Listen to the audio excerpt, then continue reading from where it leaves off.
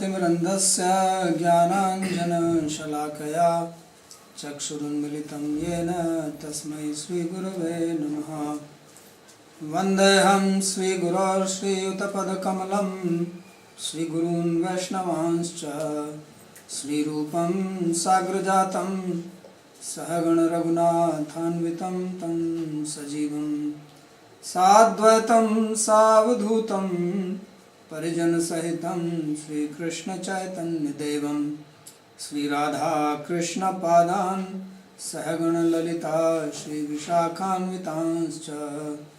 हे कृष्णा करुणा सिन्धो दीनबन्धो जगत्पते गोपेश गोपिका कान्त राधाकान्त नमोऽस्तुते।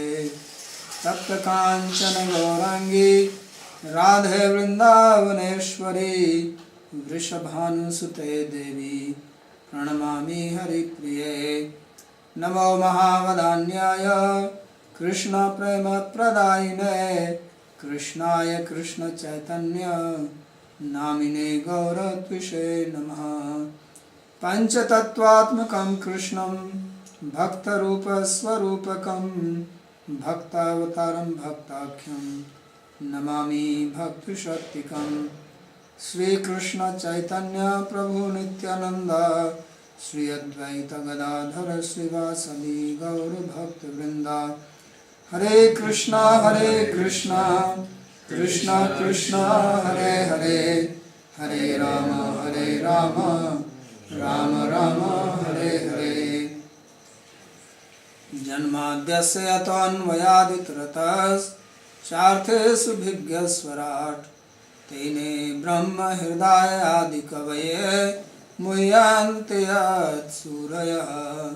तेजो वारिमृदां यथा विनिमयो यत्र त्रिसर्गो मृषा धाम्ना स्वेन सदा निरस्तकुहकं सत्यं परं धीमहि। नारायणं नमस्कृत्य नरं चैव नरोत्तमं देवीं सरस्वतीं व्यासं ततो जयमुदीरयेत्। We are reading from Srimad Bhagavatam, 4th Canto, chapter number 22, beginning from verse number 55. And this is description of ruling or kingdom of Prithu Maharaj, how he was an ideal king, and although completely realized, free from any material desires and devoted completely to the Lord, he took the responsibility of taking care of the kingdom. So it was described earlier that he was just like the sun, which gives light to the whole universe and is actually the source of life, but does not need anything, is independent or is not influenced by anything. So like the sunlight is giving life to the plants, but sun is not dependent on the plants. So like that it is said that he was Arkavat and Nirhammati, he was not proud of this. Also not discriminating, took care of everybody in his kingdom. So in this way he continued to rule over the kingdom. And here in this verse it says that Gopi Thaya Jagat Srishta hai Kale Sweshwe Achyutatmakaha Mano Vag Vritti Bhi Sammi Gunai Samrajim Praja. That he worked to protect the universe for the people of the universe, and he was very generous in his mind and very sweet in his talk and beneficial, and had very gentle qualities, something very attractive and pleasing to everybody. And in this way he did welfare to the whole society. So the word Raja, which is used for the king, has different meaning, and one of the meaning is given is that Praja Ranjanat Raja, that who gives happiness to people, to his subjects. He is called Raja. So Ranjan means to entertain, to make somebody happy, like you have this word Manoranjan, entertainment. So the king who was entertaining everybody and supplying their needs and engaging everybody in the service of the Lord. So in that sense he was an ideal king. And that's why Prithu is remembered as Adi Raja, or the original or the first king. Although there were kings before him, but he is very special because he also organized the cities, towns, villages. He made the whole system. Before that, people were just living without much organized society. So he did a great work, and therefore it is said that Saumir Gunai Sanrajayan Raja. That with his wonderful and pleasing qualities, he was giving pleasure to everybody. So this was his contribution.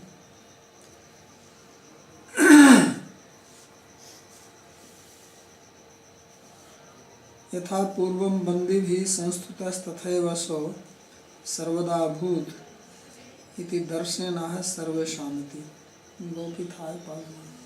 So earlier, if we remember, when Prithu Maharaj, he manifested from the dead body of Vena by the mantras of the Brahmanas, and these Brahmanas, they installed him as the king and they were glorifying him, that you are like sun, you are like moon, you are like Indra, all the good qualities.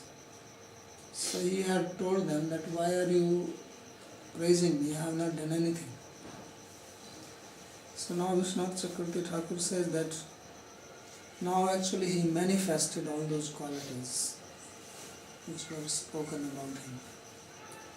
So this is one of the purpose behind the prayers or these glorifications which we read quite often here in the Shastra, that this is to make the qualities manifest in that person. So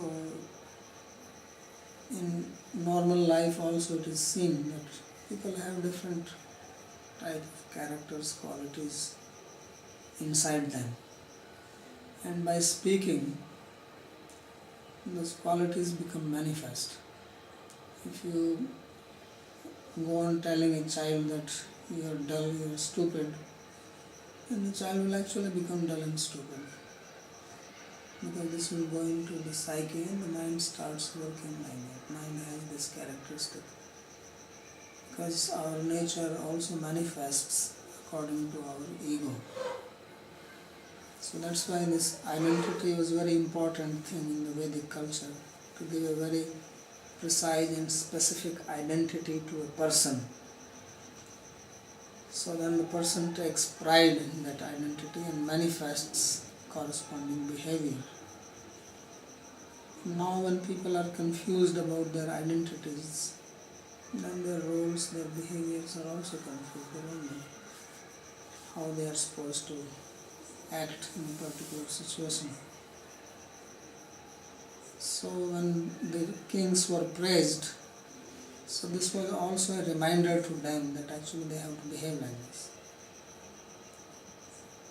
So unless somebody was very rajasic in nature, then they will actually hear this praise and this will give them a pride that this is what I am, and I have to now behave like that.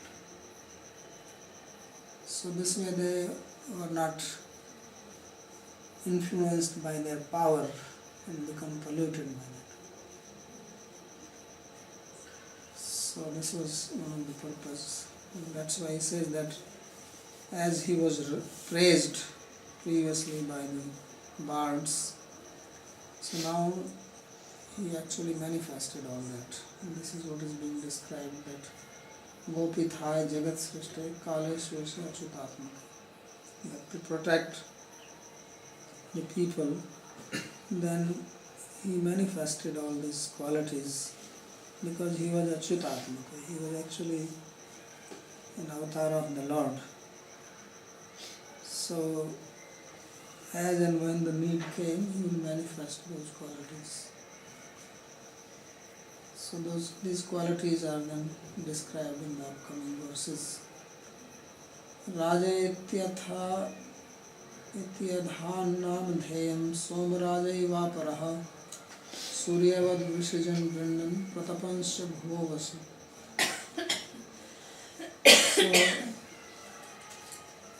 So moon is also, Chandrama is also considered as king because moon gives nectar. In Ayurveda it is believed that this rays of the moon, they give nectar or the sap into the vegetables and fruits, and this nice taste which you get comes from the moon rays. So they get nourished by that. So he was nourishing people. And Raja iti adhat nam dheyam. So he got this appellation as Raja or a king, just like the moon is called Soma Raja. So Soma is also a drink which was used previously in the sacrifices, and these Brahmanas and the sages, they used to drink the Soma juice. And if you drink the Soma juice, then you go into a trance. You get some kind of altered state of consciousness, and you realize things which you don't realize in the normal state of mind. So some people, they say that all these statements which you read in the Upanishads, these were spoken by the people because they drank Soma and they were actually in another state of consciousness, and when they said all these statements, so to realize their real meaning you have to get to that level. That's why sometimes you see that these statements seem like some absurd type of statements to an ordinary person, but they are not absurd because they are spoken by people who are experiencing higher type of reality.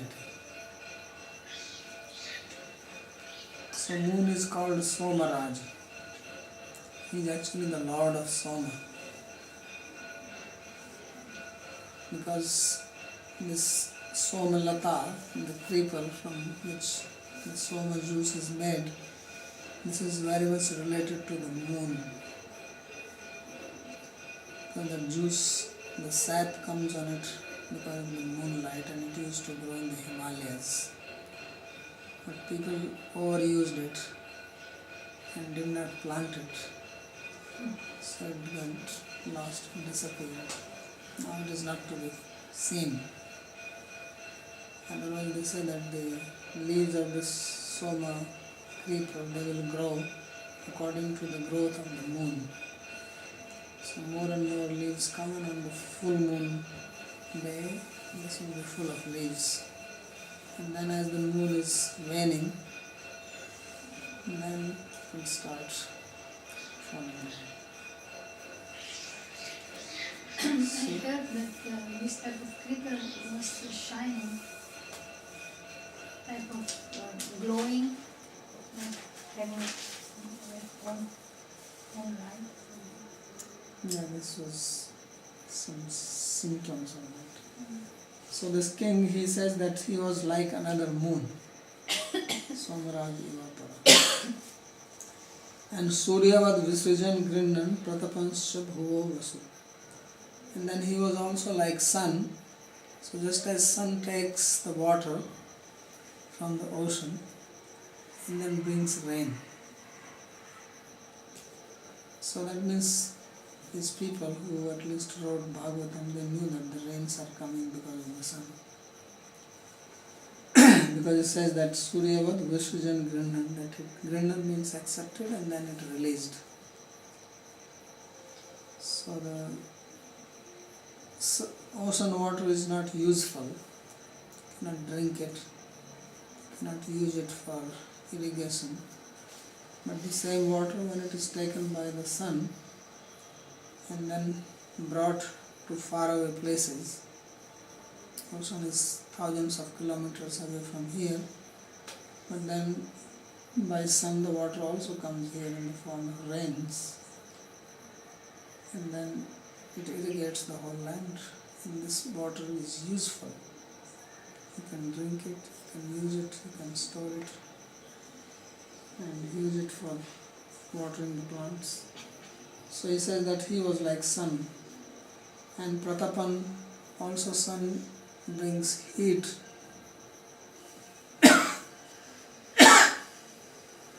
Which means also heating people. Heating also means hitting people. Means those who are not behaving properly, chastising them. So that is also job of the king, not that he is bringing rain, but those who are not behaving properly, they are also punished by the king. So that is like the sun. So Bhuva Vasu, so he brought all the wealth. He was like the Vasu of the earth. So in the same way, the kings, they take the tax from people and then use it properly for doing good work. So that's how he was. And Durdhar says, Tej Sav Agnim Mahendra Iva Durjaya. And he was intolerable in his prowess like fire. So very powerful, means nobody could subdue him. And Durjaya Iva Mahendra, and unconquerable like Indra. So Indra is supposed to be very powerful with his thunderbolt, cannot be defeated. Titikshaya Dharitri Iva Dyariva Bhishtado Nirna. And he was tolerant like earth. So earth tolerates everybody.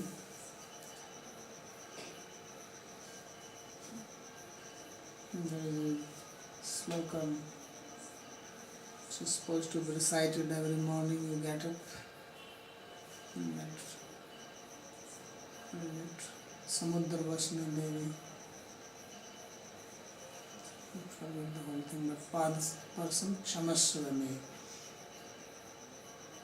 So that you are wearing this blue sari in the form of the ocean, and the mountains are like that. And please forgive me that I am going to step on you. So earth is tolerating everybody's nonsense. It's very tolerant. So he was like that. And Dyariva Abhistado, and he was fulfilling everybody's desires like heaven. So just as people go to heaven and then they get their desires fulfilled there. The type of food you want, type of clothes you want, entertainment you want, music, dance. So that is called satisfying your desires, abhishta. And Varshati Sma Yatha Kamam Parjanya Iva Tarpayan Samudra Iva Durbodha Satvena Chalaradi. And he was just like the rain which comes only on the time. So like that he was satisfying people whatever they needed, means he was giving charity to them according to their need. And he was Gambhir or grave like the ocean. The ocean is very deep. You don't know how deep and what all is hiding inside the ocean. We see the ocean from outside, but inside there are so many things in it. So like that he looked very grave, could not understand what is in his mind. And Satvena Achalaradi, and he was stable, forbearing like the Sumeru mountain, very fixed in his purpose, in his goal. Dharmaradiva Shikshayam Ascharya Himvani, and he was like the personification of Dharma when it came to controlling the criminals like Yamaraj. So, and also instructing people properly.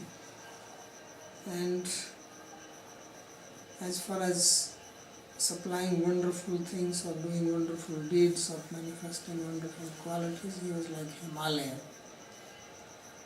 So Himalaya is supposed to have many wonderful things in it. Many wonderful places to see, wonderful people, wonderful yogis are living there, like Mahavatar Baba and Maitreya, and of course Vyas and Narayan Rishi.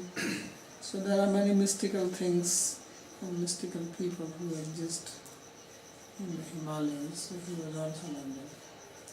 And Kuberaiva Koshadhyo Guptartho Varuno Yatha, and he was wealthy like Kubera. Kubera is supposed to be treasurer of the Devas, so he had a lot of wealth. And to hide wealth he was like Varuna, because you have to also keep your wealth safely, not that somebody comes and you show him all your gold and then he takes it away. So he also should protect your wealth from rogues and thieves and the artists who can play the role and snatch it away from you. So Matrishvaiva Sarvatma and Balena Sahasavajusa, and he was like wind in physical strength. Wind god is supposed to be very powerful among the gods, and it's also supplying life air and expertise, functioning of the senses and movement. It's like wind can enter anywhere, like that we could reach any place. Nothing was unapproachable. And Avishahiyataya Deva Bhagavan Bhutaradi, and in his prowess which cannot be tolerated by others, he was like Lord Shiva. So nobody can match with Lord Shiva. And Kandarpaiva Saundarye Manasvi Mrigrade. In beauty he was like Kandarpa or Cupid, and in enthusiasm he was like the lion. And Vatsalye Manuvat Nrinam Prabhutve Bhagavan. In affection he was just like Manu. Manu is supposed to be very affectionate for people. And for ruling over human beings and having the capacity, he was like Brahma. So just like Brahma also. And Brihaspatir Brahmavadi, when it came to the knowledge of Brahman, knowledge of the Vedas. He was like Brihaspati, the guru of the Devas. And Atmavatve Swayam Hari. And in control of the senses, he was like Lord Krishna himself. And Bhaktya Go Guru Vipresu Viswaksenanu Vartasu. And he was very much devoted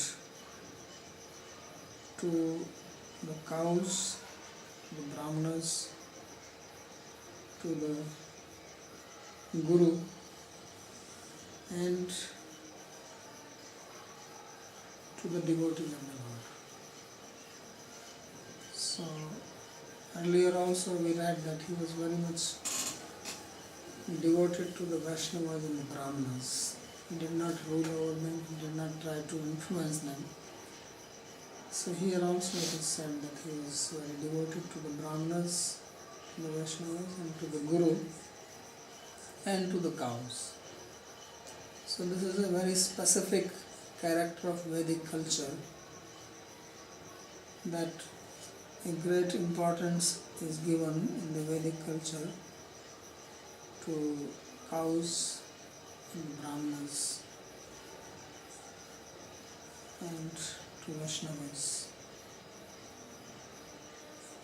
Who was his guru? Can you explain? Who was his guru? Probably these sages like Bhrigu, who came and instructed him. He must be taking guidance from him, but it's not specifically mentioned. And Hriya Prashreya Silabhyam Atmitulya Parodhyami. And then he had these wonderful qualities of being shy and humble, well behaved, and doing welfares to others. So he says in these qualities he was unparalleled. There is no comparison. It's not said that he was like this or like that. He was like himself. So there is a statement in Sanskrit, very popular statement, Rama Ravanayor Yuddha, Rama Ravanayor Yuddha. That the fight between Lord Ramchandra and Ravana was like fight between Lord Ramchandra and Ravana. Means there is no other simile for that. So if you want to compare it, you can compare it to the fight which happened in the previous yuga between them. So therefore it is said that in the quality of Hri means modesty, and Prashraya is humility, and Srila is good character. So it says that Atmatulya, that he was his own self in that comparison. And Parodhyami, he was very industrious also, doing welfare to others. Kirtya urdhugitaya pumbhistralokye tatra tatraha pravishtaha karnarandhreshu strinam ramah satamiva.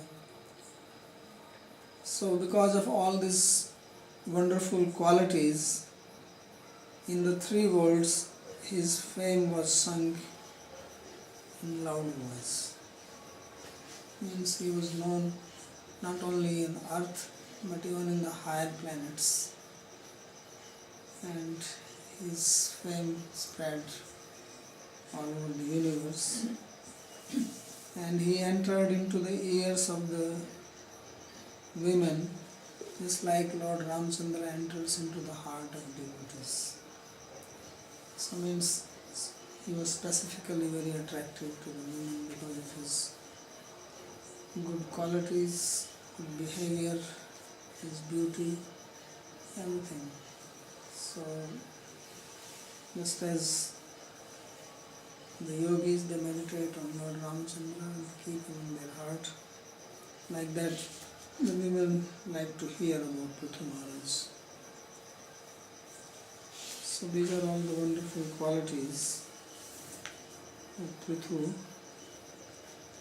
there is not much commentary on these verses. Basically just some meaning of the words. So this is the end of the 22nd chapter on the 4th canto of Bhagavatam. And in this chapter we read about Prithu's basically meeting with the Kumaras. And the Kumaras appeared in his assembly and he was giving instruction to his subjects and assembled people, and then Sanat Kumara spoke very nicely about bhakti, which was mainly Gyan oriented bhakti, because Kumaras are Gyanis.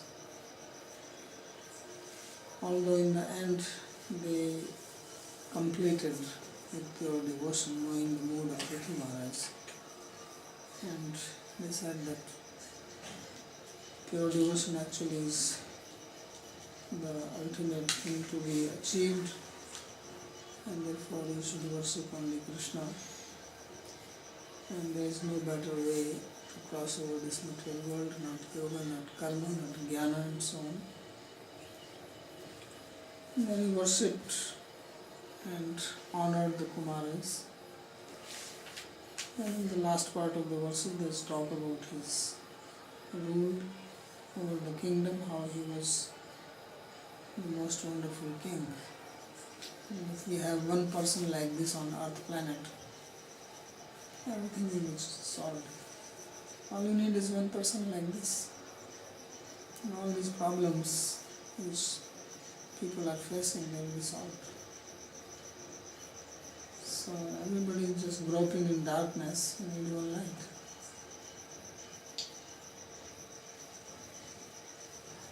So then we move to, if you have any question on this, otherwise we move to the next chapter. Is there a lineage of Prithu Maharaj described? Yeah. Coming? Seems like, yeah. I mean, he himself comes in the family of Manu, Dhruv Maharaj, Tanpa, and Dhruv, and so on. And there is a description of his lineage. So when it says that he is, he ruled the whole world, is that to be taken literally, or does it just mean India? Well, at least from here it looks like that it is to be taken literally. Because there was not much before him. He is the one who settled people. So it looks that he was ruling all over the world. How did he do it? How did he rule South America or Siberia? I think we know even from modern science that previously these pieces were all together. Okay. They got separated later on somehow. When he appeared, one of the demigods gave him a pair of shoes that when he put them on, he transported to wherever he wanted to go immediately. Remember? They gave him such shoes. Yeah, it's possible. I think it's impossible for him. He's an avatar anyway. Have shoes will travel.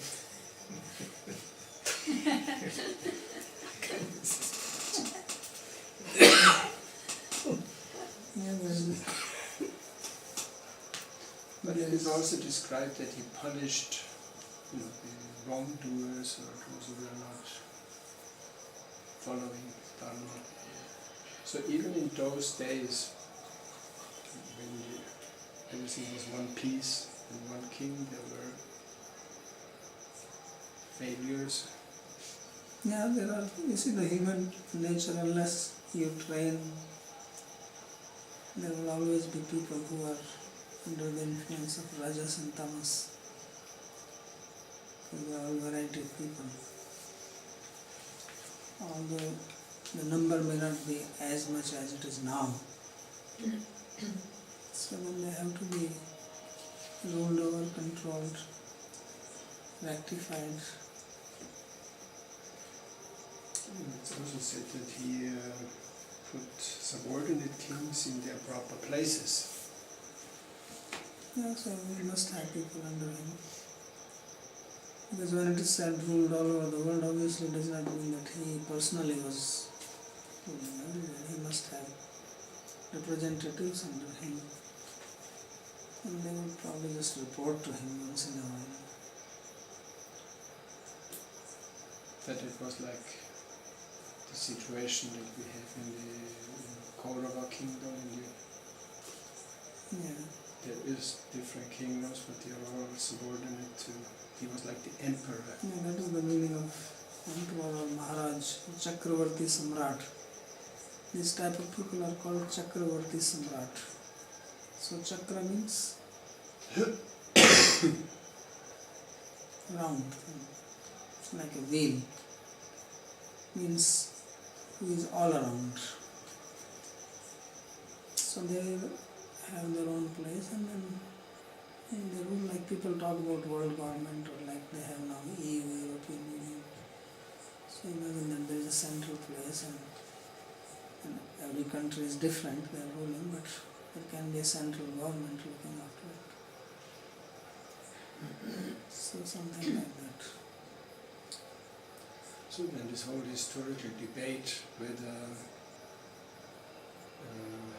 Vedic culture came from outside India into India, the whole Aryan invasion thing, and this whole... Yeah, at least it is not supported by the scriptures. If there was anything like this, then something should be mentioned.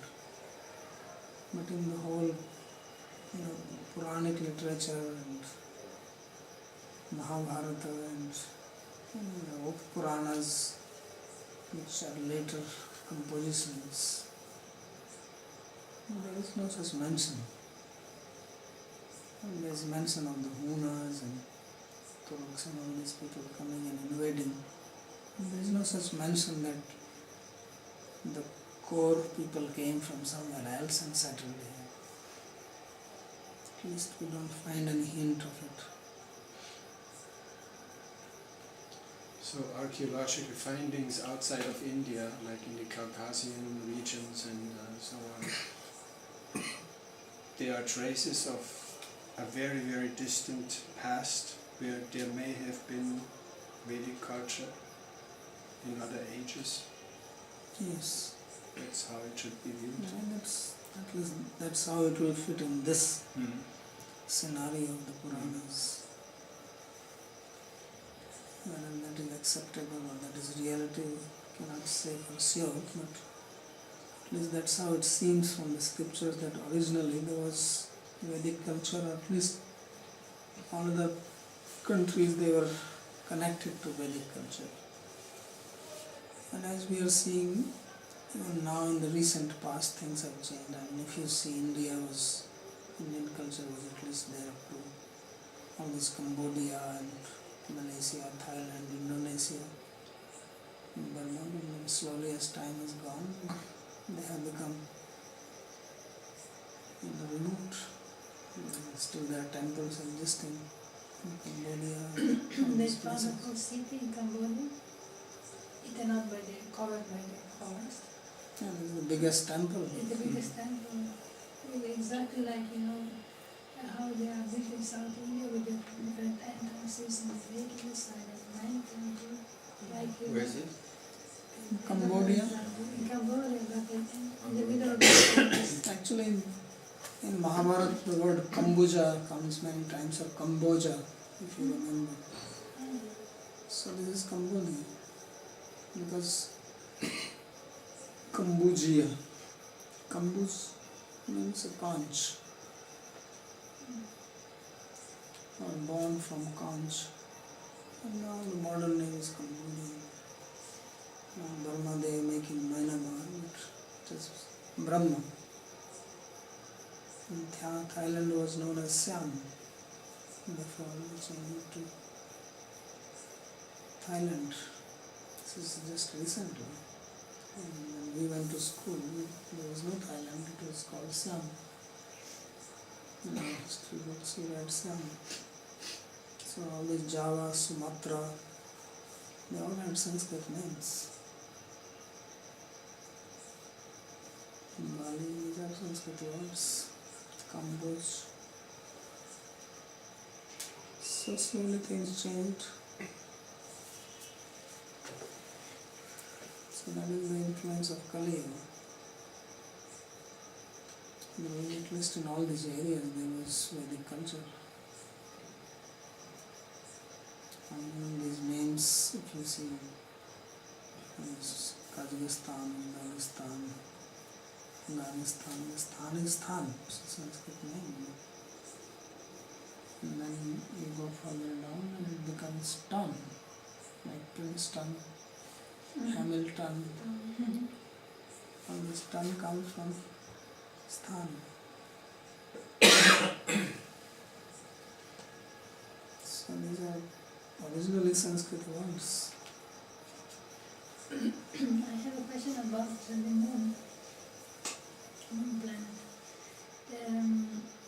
Since she's giving so, actually, moon is a female or male?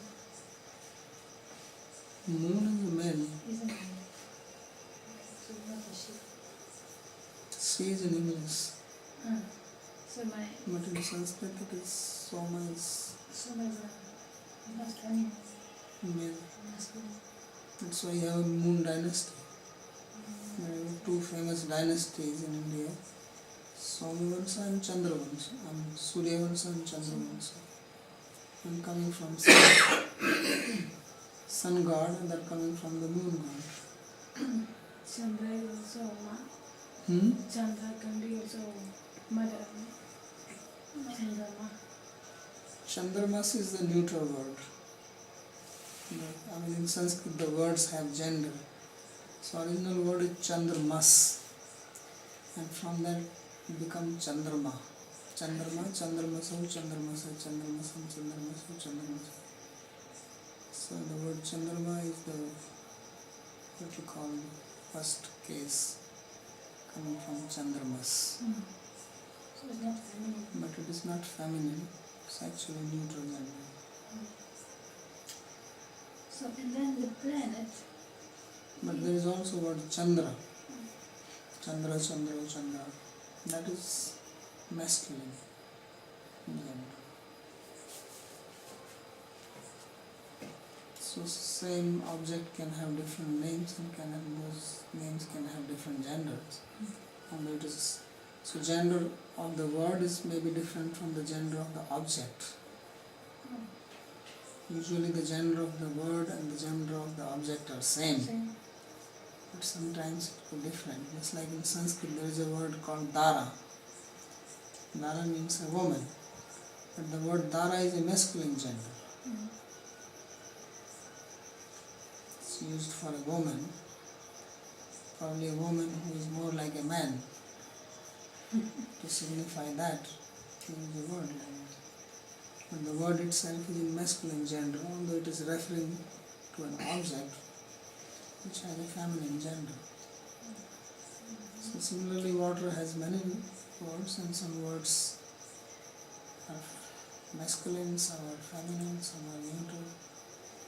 So this also has a significance that depending on object, what kind of characteristic it is manifesting, or what kind of a characteristic you want to refer to.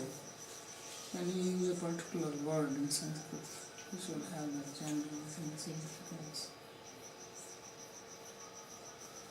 So like you have the word Deva.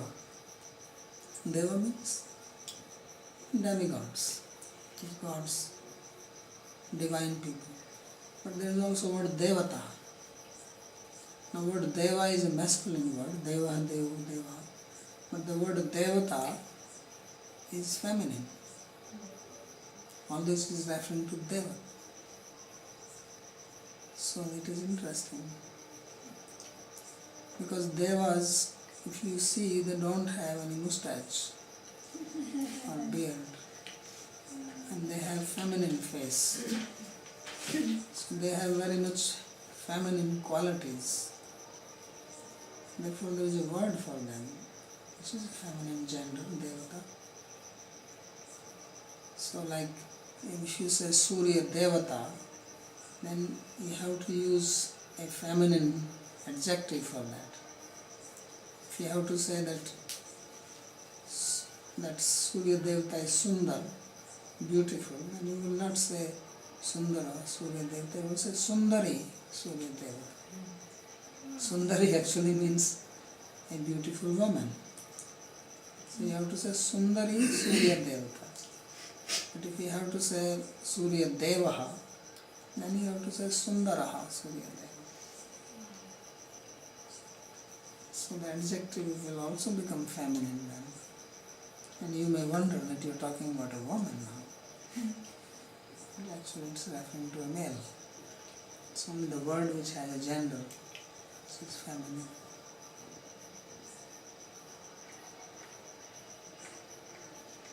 So then the question about the moon, it has cooling qualities. The moon is supposed to be cooling and watery planet. And it's true that there is a it's very cold place. At least that's what it is described. It's predominantly water, and water has cooling qualities. And it doesn't stand in the middle from the.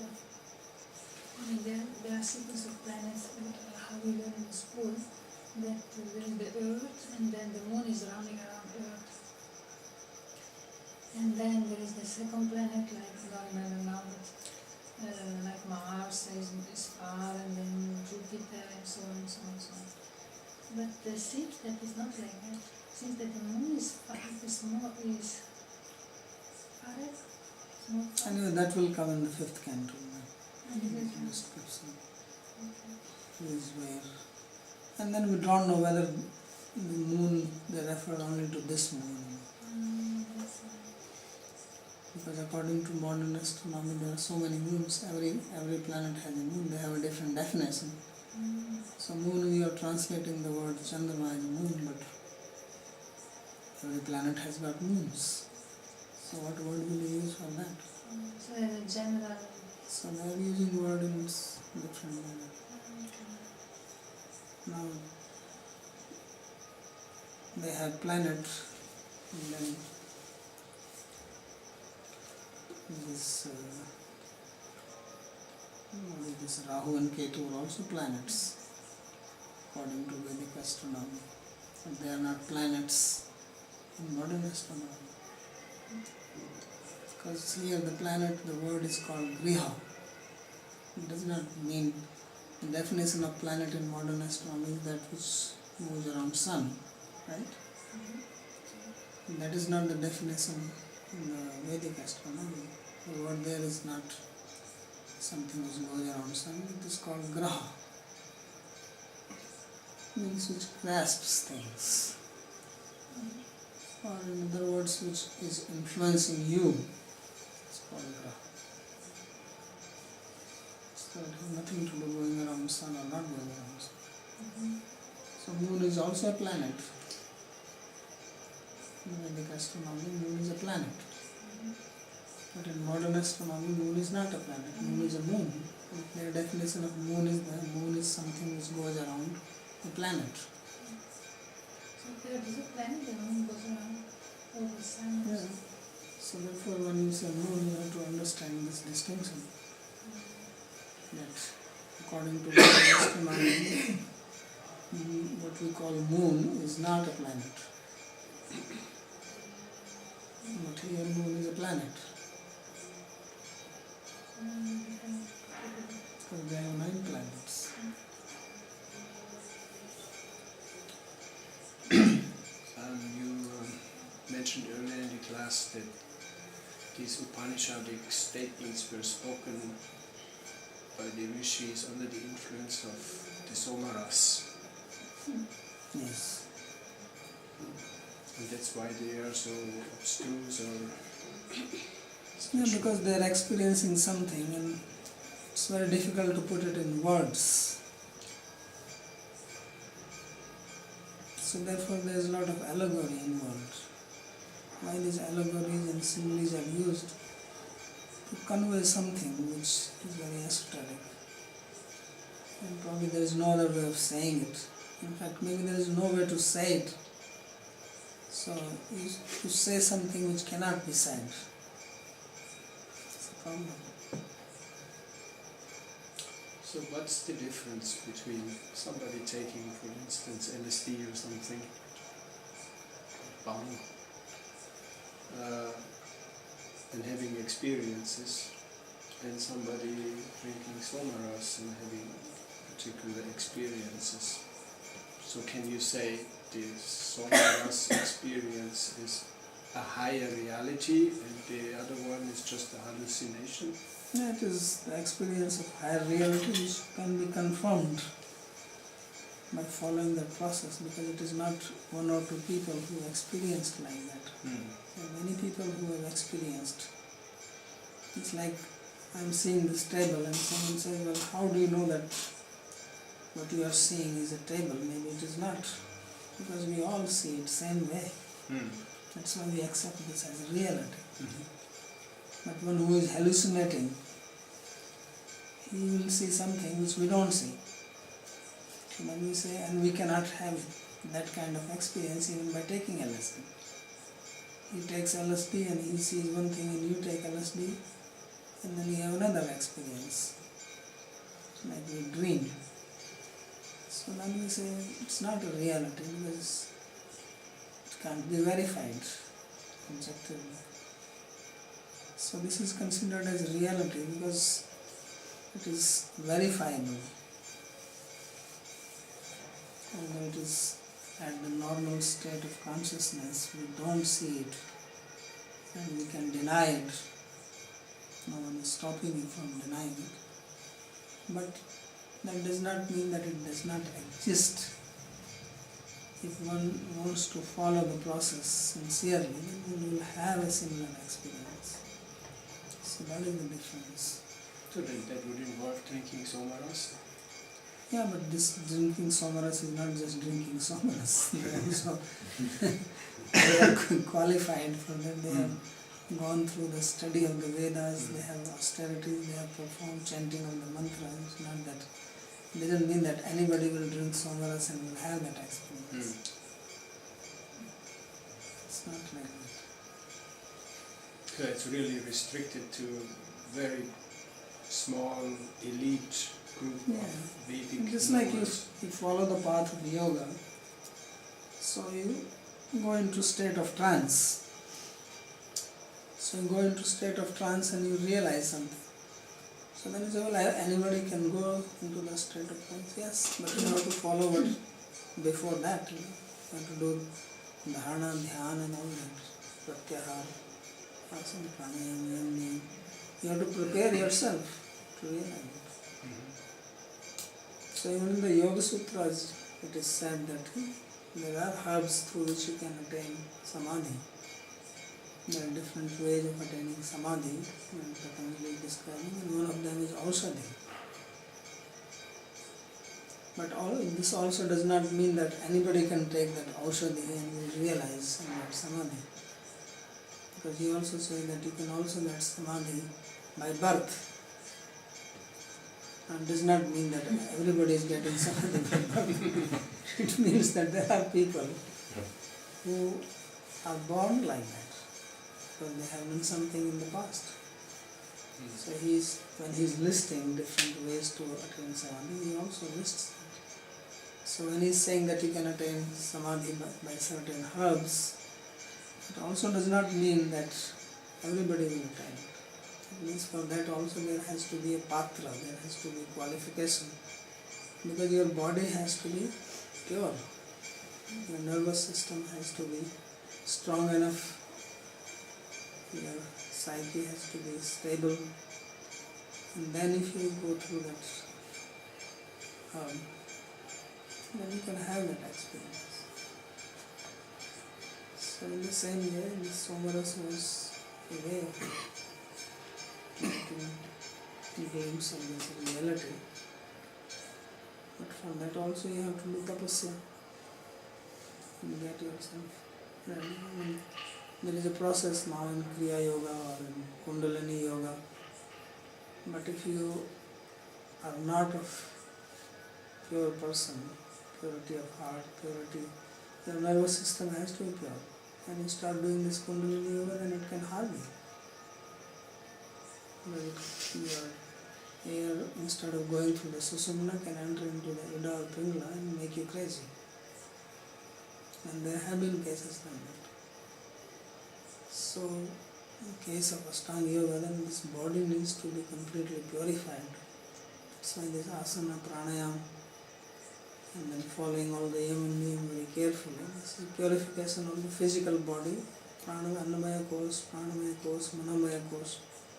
They all need to be purified. And then you do that type of exercises to raise your consciousness from Muladhara Chakra onwards. This will also come here in the next chapter. Then you can have that awareness. But if one is not qualified and tries to do this, then obviously that process is going to do something to you. Because what you are trying to do is actually you are trying to channel your energy. Now our energy is flowing outwardly because we are trained like that. Our mind, our senses, they are all externally going. We are losing all our awareness, consciousness, energy in external things. So you stop it, then it starts flowing in. But if your channel system inside is not clean, then this will block it and it can direct it into the wrong place. And then it can cause you disease, psychic problem. So therefore first those channels have to be cleared properly. And then you try to channel this energy which is flowing outside and take it up and take to the highest chakra. So then you can have the glimpse of that reality.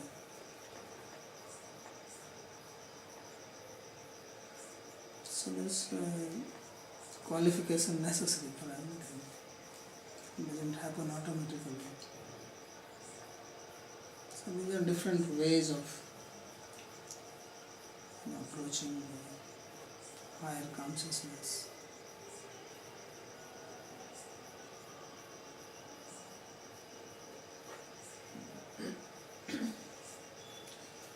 So, any other question?